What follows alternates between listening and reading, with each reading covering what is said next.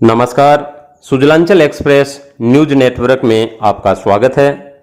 सुजानगढ़ में गत कुछ दिनों में नगर परिषद के नए भवन के उद्घाटन व कैबिनेट मंत्री मास्टर भंवरलाल मेघवाल के स्वास्थ्य को लेकर पक्ष विपक्ष में राजनीतिक व शाब्दिक जंग छिड़ी है।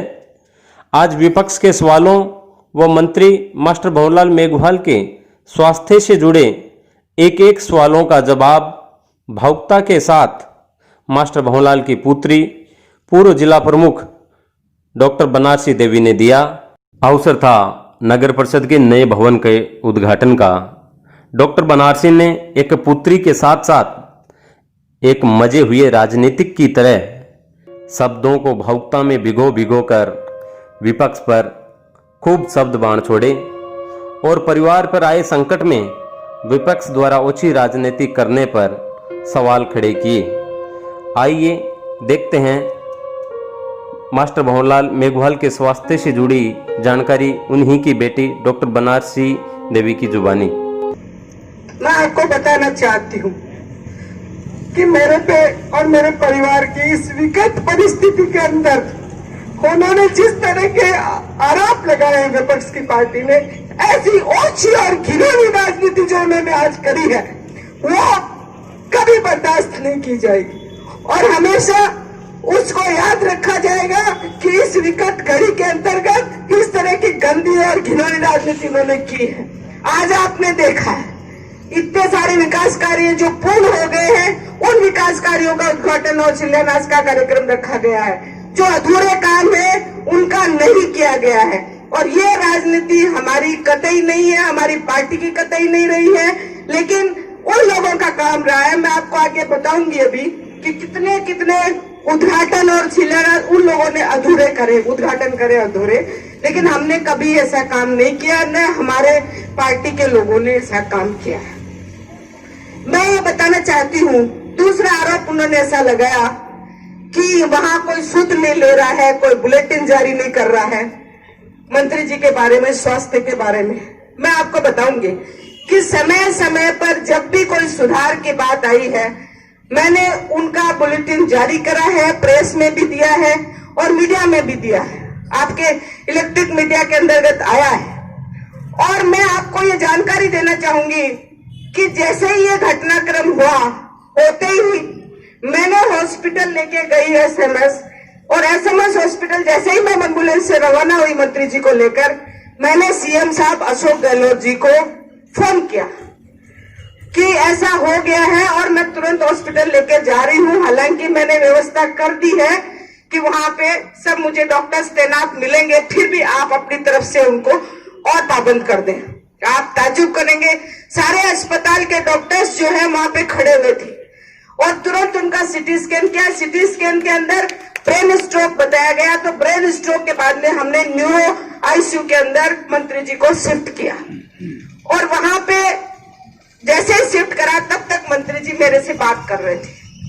मैंने उनको बताया ये बात कि अशोक गहलोत जी ने किया। सारा मंत्रिमंडल जो है बाहर आके जब तक खड़ा हो चुका था, काफी मंत्री वहां पे मौजूद थे, स्वास्थ्य मंत्री जी मौजूद थे, उप मुख्यमंत्री जी सचिन पायलट जी जो हमारी पार्टी के अध्यक्ष हैं राजस्थान के, वो भी वहां मौजूद थे। उनकी आंखों में आंसू थे, वो भावुक हो चुके थे उस वक्त वो। और जब वो खड़े थे उनके सामने कार्डियक अरेस्ट भी आया था। एक बहुत क्रिटिकल समय मेरे सामने था, तो भी मैंने उनको ये कहा चिंता मत करो।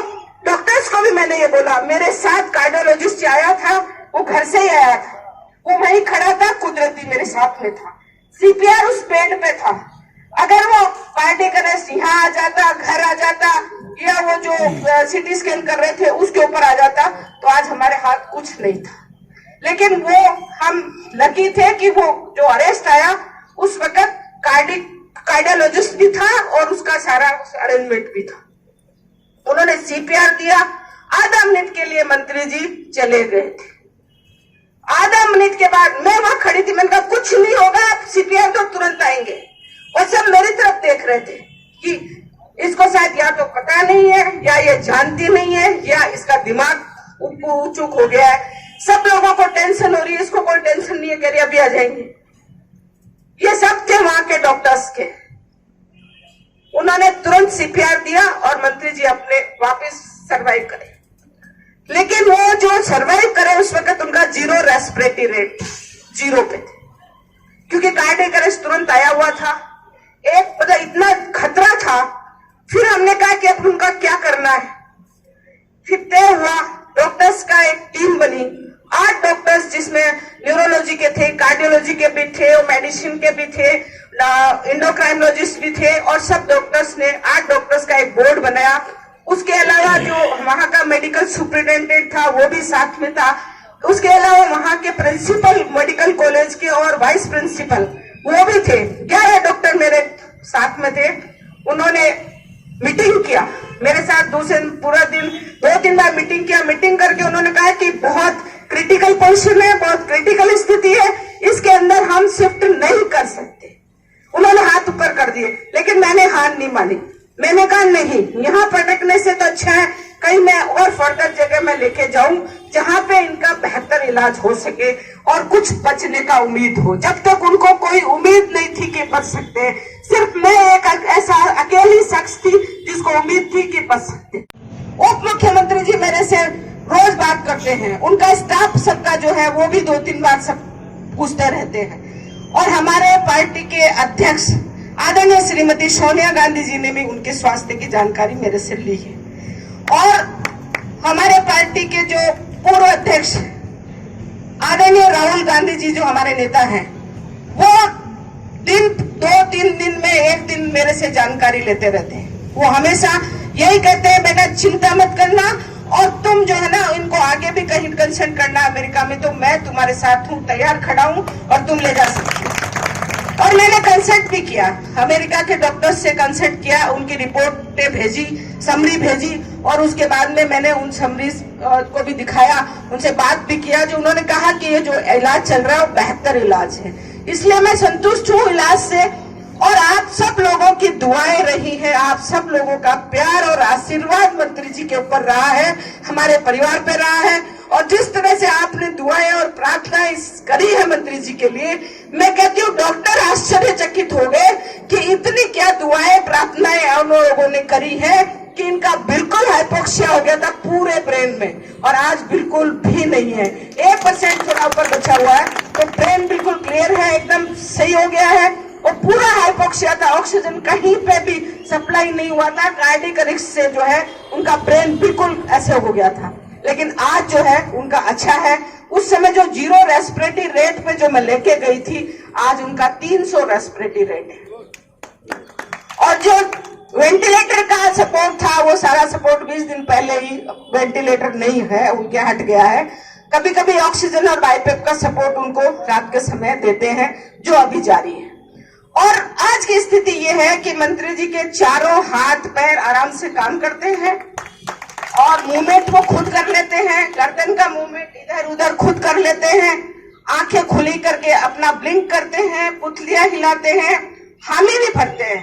कोई चीज को हम बोलते हैं कि जीभ निकालो तो जीभ बाहर भी निकाल देते हैं, आंखें खोलो तो भी खोलते हैं, बंद करो तो बंद करते हैं। इशारे पे वो थोड़ा कमांड उनको मिलता है तो करते हैं। मेरी आवाज के ऊपर वो अपना रिएक्ट करते हैं। बाकी लोगों की आवाज अभी उनको कम समझ में आ रही है, लेकिन मेरी आवाज के ऊपर वो रिएक्ट करते हैं, आज भी रिएक्ट करते हैं। तो ये जो उद्घाटन का जो अपना कार्यक्रम रखा है, मैंने उनको बताया है, उनको सुनता है, उन्होंने हामी भरी है, और आपके सामने उन्होंने डिजिटल वो उद्घाटन भी किया है। क्यों उनको सुनाई देता है, उनमें इमोशंस भी है। कभी कभी वो उनको मतलब रिएक्ट भी करते हैं, कभी दुख भी करते हैं कि मैं इस स्थिति में हूँ। तो वो मेरे से बार बार कई लोग पूछते हैं कि आंख में आंसू आता है क्या उनके? मैंने देखा उनकी आंखों में आंसू भी दिखा। और अब वो पहले चेयर पे बिठाते हैं हम 10-15 दिन से, तो चेयर जो सोफा नुमा चेयर थी उस पर बैठे रहते थे बिना किसी सपोर्ट के। परसों से उनको बिठाया है व्हील चेयर पे, और उस कमरा जो 35 फुट का कमरा है उसमें अभी घुमा रहे हैं, फिर बाहर भी घुमाएंगे।